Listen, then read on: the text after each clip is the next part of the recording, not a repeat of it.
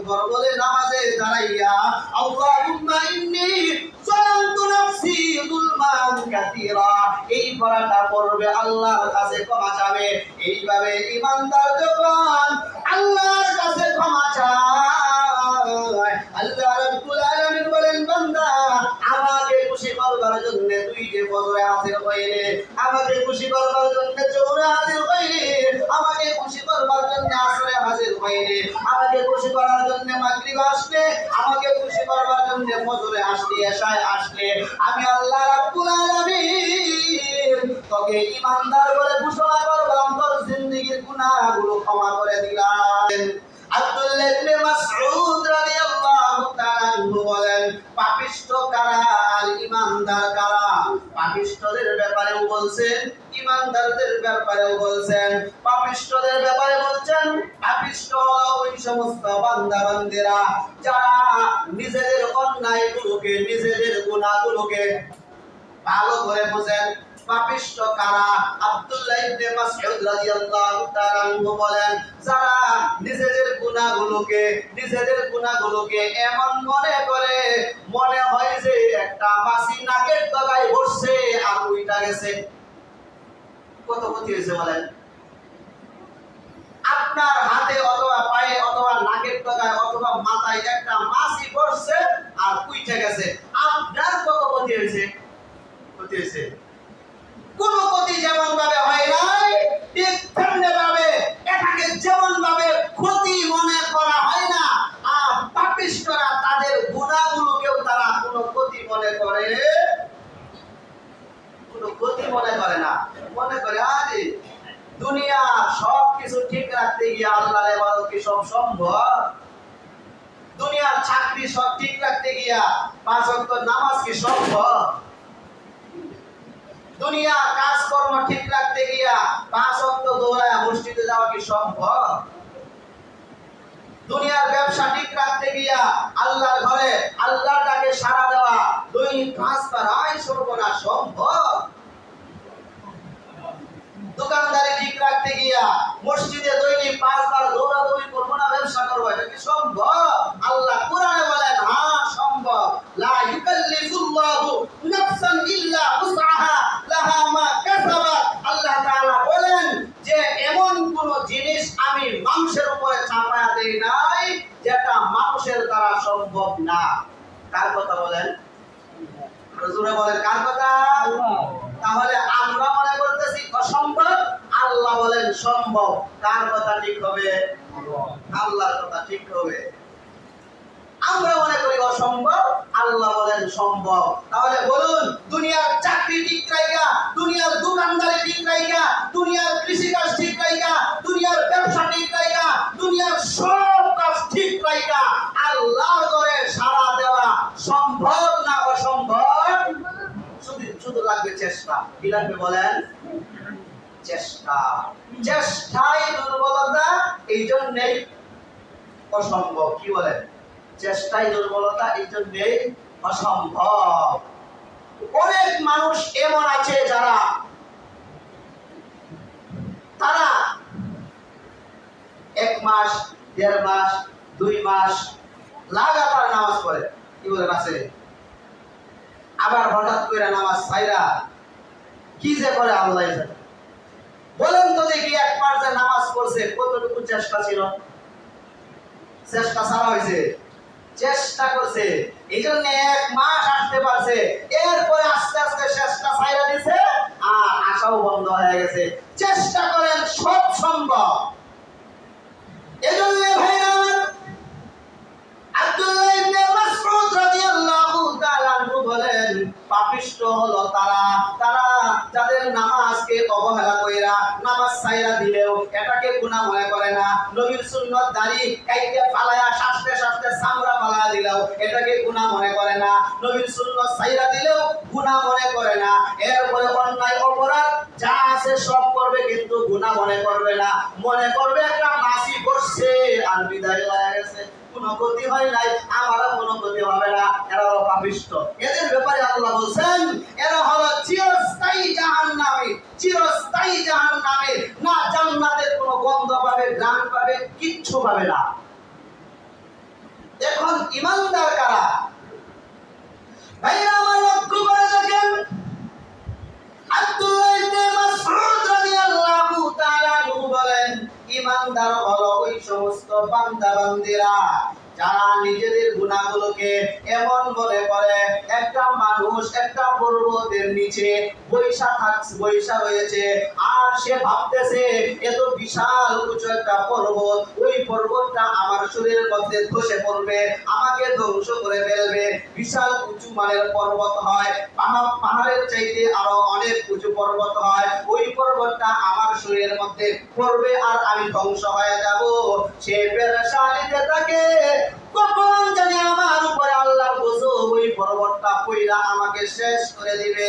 সে পেরেশানির মধ্যে থাকবে, কখন জানি আমি শেষ হয়ে যাই। ইমানদাররাও বলবে, হায়রে কখন জানি আমার গুনাহর কারণে আমাকে আল্লাহ আযাবে গ্রেফতার করে, কখন জানি আমার অপরাধে জমিনের মধ্যে আল্লাহ আযাবের মধ্যে বাড়াইয়া আমাকে শাস্তি ভোগ করায়, কখন জানি আমাকে আল্লাহর আযাব স্পর্শ করে, আমাকে মুসিবত স্পর্শ করে, কখন জানি করে। এই নিয়ে সে থাকবে ব্যস্ত, সে থাকবে চিন্তা। এই চিন্তা থাইকা ঘরে বইসা থাকে নাই, ফজরের সময় দৌড়াইয়া আল্লাহর ঘর মসজিদে আইসা সুন্নত নিয়ত করিয়া আবার সুন্নতের মধ্যে নিয়ত করিয়া শুরু কইরা দেয়, আল্লাহুম্মা ইন্নী যালামতু নাফসি যুলমান কাসীরা। প্রভু আমি তো অপরাধী, আমি অন্যায় করেছি, গুনাহ করেছি, তুমি আমাকে ক্ষমা করে দাও, অনেক গুনাহ করেছি। সুন্নত পয়রার পরে আবার ফরজ শুরু হয়ে যায়, আবার ফরজের শেষে আল্লাহুম্মা ইন্নী যালামতু নাফসি যুলমান কাসীরা। প্রভু সুন্নতের সময় তোমার কাছে ক্ষমা চাইলাম, কিন্তু ক্ষমা হইছে কিনা জানি না, আবার ফরজের সময় তোমার কাছে ক্ষমা চাই, আমাকে তুমি ক্ষমা করে দাও, অনেক অন্যায় করেছি।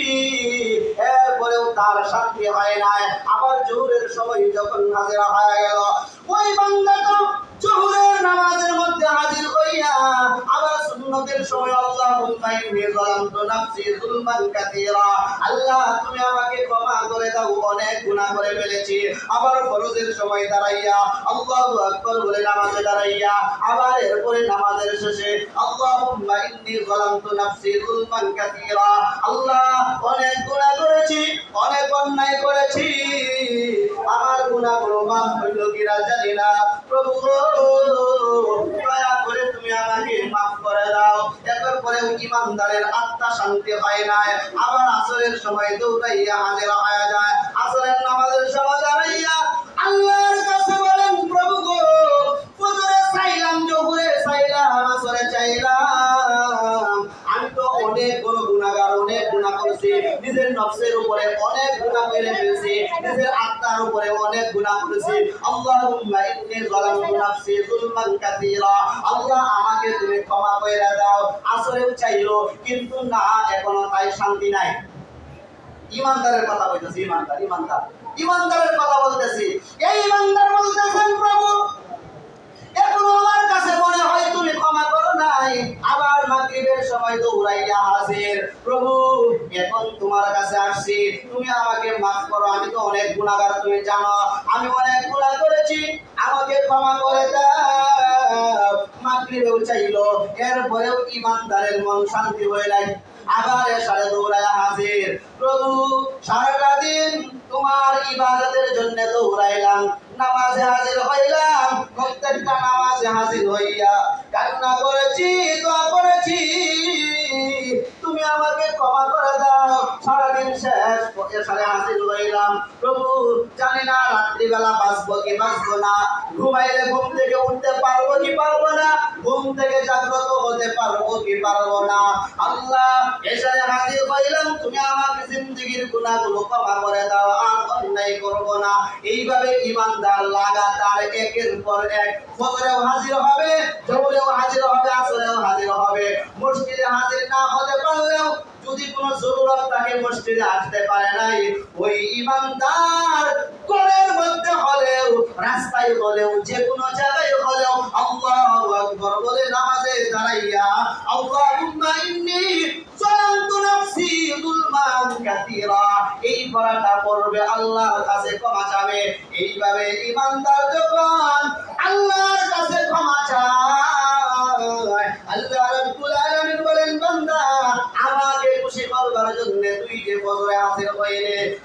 খুশি করবার জন্য জোহরে হাজির হইনি, আমাকে খুশি করবার জন্য আসরে হাজির হইনি, আমাকে খুশি করার জন্য মাগরিব আসলে, আমাকে খুশি করবার জন্য ফজরে আসলে, এশায় আসলে, আমি আল্লাহ রাব্বুল আলামিন তোকে ঈমানদার বলে ঘোষণা করলাম, তোর জিন্দেগীর গুনাহগুলো ক্ষমা করে দিলাম। সুবহানাল্লাহ। এটা ইমানদারের পথ চলা। এটা কি ইমানদারের পথ চলা? বলুন তো, আমার কথা না আল্লাহর নবীর সাহাবী আব্দুল্লাহ ইবনে মাসউদ রাদিয়াল্লাহু তাআলার কথা, একজন বিশিষ্ট সাহাবীর কথা। ইমানদার এইভাবে ধাপে ধাপে নিজের গুনাহ মাফ করার জন্য চেষ্টা করবে, আর পাপিষ্ঠ যারা তারা মনে করবে এরা কিচ্ছু না, নাকি না, কিচ্ছু না মনে করবে। যদি কোনো পাপিষ্ঠ, যদি কোনো ইমানদার আল্লাহর কাছে তওবা করে আর বলে, প্রভু গো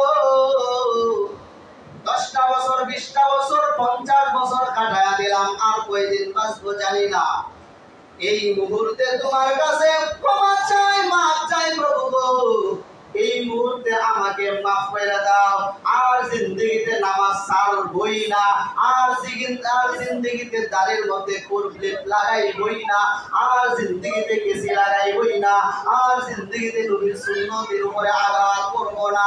আল্লাহর কাছে যদি ক্ষমা চাইতে পারে, আল্লাহ কেমন খুশি হবে জানেন? আল্লাহর নবী বিশ্বনবী রাহমাতুল লিল আলামিন বলেন, পৃথিবীর মানুষেরা পাপিষ্ঠ যখন আল্লাহর কাছে হাত উঠাইয়া কান্না করে, আল্লাহর কাছে ক্ষমা চায়, মাফ চায়, আল্লাহ রাব্বুল আলামিন কেমন খুশি হয় জানো? একটা মানুষ সফরে রওনা করেছে, সফরে যাইতেছে, একটা উট নিয়ে যাইতেছে, উটের মধ্যে সওয়ার হইয়া রওনা করেছে, অনেক দূর পর্যন্ত মরুভূমি। সেখানে যাওয়ার পরে তার বাহনটা লইয়া এবার তার নিদ্রা চলে আসছে। এখন সে বাহনটা রাইকা, এরপরে তার সম্পদগুলো রাইকা, তার টাকা পয়সাগুলো রাইকা, খাদ্যগুলো রাইকা, এরপরে সে একটু ঘুমায় গেছে, বিশ্রাম নেয়, কিন্তু তার প্রাণের ভয় আছে, তার খাদ্যগুলো চুরি হয়ে যাওয়ার ভয় আছে, এই উটগুলো, এই বাহনটা তার চুরি হয়ে যাওয়ার সম্ভাবনা আছে। এরপরেও সে নিদ্রায় চলে গেল। নিদ্রা থেকে যখন ঘুম থেকে জাগ্রত হয়েছে, জাগ্রত হইয়া তাকাইয়া দেখে ওই বাহনটা নাই। বলুন কেমন কষ্ট লাগবে? না পথ চলতে পারবে, এখন পেরেশান হয়ে গেছে, কি করব? ডানেও যাইতে পারি না, বামেও যাইতে পারি না, কোনো দিকে যাওয়া আমার জন্য সম্ভব হয় না। পেরেশানি করতে করতে আবার যখন ঘুমাইয়া যায়, এরপরে ঘুম থেকে ওইটা হঠাৎ তাকায়া দেখে তার বাহনটা তার সামনে। খুশি কেমন হবে বলেন? কেমন খুশি হবে? কেমন খুশি হবে? একটা সন্তানকে যদি 10 বছর 15 বছর 30 বছর মা বাবা তার খোঁজ খবর না পায়, হঠাৎ করে যখন খবর পায় আমার সন্তান বাড়িতে আসছে, মা কেমন খুশি হবে? বাবা কেমন খুশি হবে?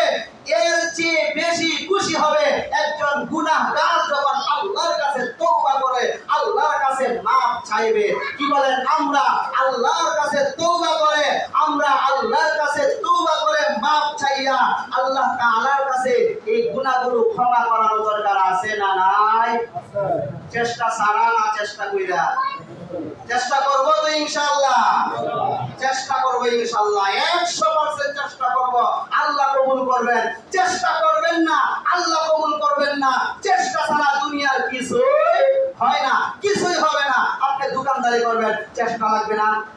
দোকানে মাল নাই, আর বয়ে রয়েছেন, বিক্রি করতে থাকি, মানুষ আগে কইব কি দোকান করেছে, মাল নাই, জিনিস নাই। কত চেষ্টা, মাল শেষ, আবার দৌড়ায় যাও, মাল আনো, আবার বিক্রি করো, আবার আনতে যাও। চেষ্টা কি বলেন আছে না নাই? কৃষি কাজ করবেন, কত চেষ্টা, ক্ষেতের মধ্যে কত কিছু করো, কাজ শুরু করে দাও, এরপরে কানি ঘুরাও, আবার হাল দাও, আবার এটাকে চাষ করো, ময়লা থাকলে পরিষ্কার করো, আবার লাগাও, আবার সার দাও, এই কত কিছু। কত চেষ্টার বিনিময়ে দান পাই। কি বলে ঠিক কিনা? আল্লাহ তাআলা আমাদের সবাইকে আমরা যেন চেষ্টা করে 100% চেষ্টা করে আল্লাহ তাআলাকে খুশি করতে পারি, আল্লাহর ইবাদতগুলো যেন যথাযথভাবে আদায় করতে পারি। আল্লাহ তাআলা আমাদের সবাইকে সেই তৌফিক দান করুন। সকলে বলি আমিন।